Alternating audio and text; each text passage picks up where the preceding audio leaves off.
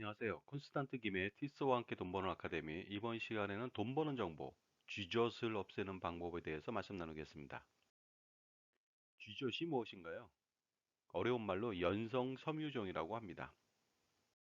쥐젖이 발생하는 원인은 무엇일까요? 여러 가지 이유가 있겠지만은 제가 경험한 바로는 바로 비만, 살이 찌면 나타나는 경우가 많이 있는 것 같습니다. 그런데 쥐젖은 저절로 없어지나요? 없어지지 않습니다. 따라서 제거해야 된다고 봅니다. 쥐젖이 가지고 있는 문제점은 무엇일까요? 계속 가지고 있다면 문제가 무엇일까요? 바로 외관상 별로 보기 좋지 않다는 것이고요. 미관상도 안 좋다는 것입니다. 그 다음에 조금씩 조금씩 더 커지는 듯한 불안감도 가지고 있다는 것이죠. 그렇다면 쥐젖을 제거해야 되는데요. 크림으로 제거하는 방법도 있고요. 그 다음에 레이저 시술, 바로 피부학과 가서 레이저 시술로 없애는 방법도 있습니다.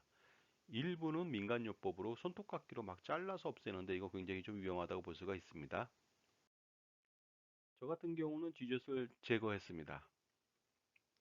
작은 쥐젖이 겨드랑이에 각각 하나씩 났습니다. 그러다 보니까 피부과에 가서 제거하려고 했더니 여름철에는 땀이 차는 관계로 여름철보다는 겨울에 하는 게 좋다고 얘기를 들어서 기다리고 있다가 도저히 못 참겠더라고요.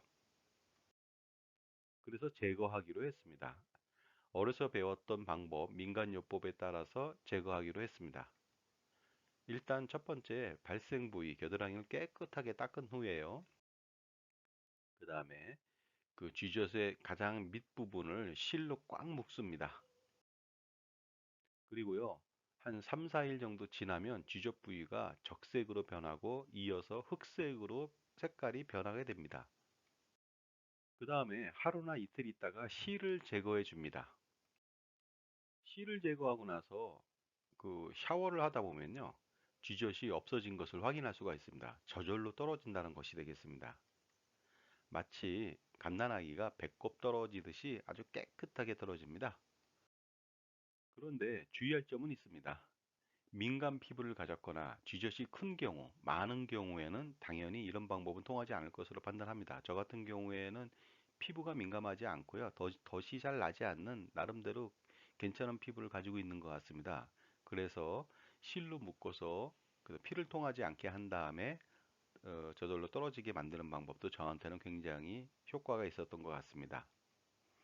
따라서 민감 피부나 쥐젖이 크거나 많거나 이럴 경우에는 가급적 피부과의 전문의를 만나서 상담을 하고 레이저 시술을 통해서 제거하는 것이 좋을 듯 합니다. 자, 지금까지요, 쥐젖을 아프지 않게 그 다음에 깨끗하게 제거할 수 있는 민간요법에 대해서 저의 사례를 통해 알아봤습니다. 감사합니다.